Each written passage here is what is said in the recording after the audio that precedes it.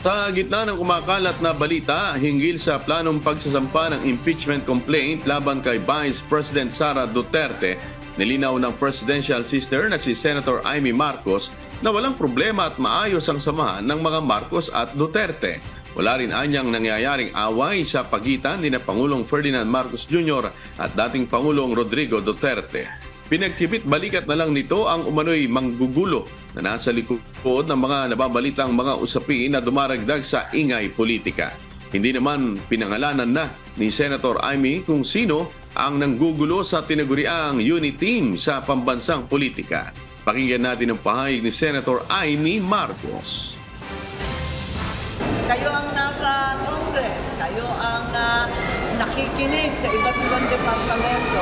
Yung mga principal, yung kapatid ko, ako, si Vice President Sara, si PRRD, palagay ko hindi naman problematic. Yung iba na nanggugulo dyan, ewan ko nila.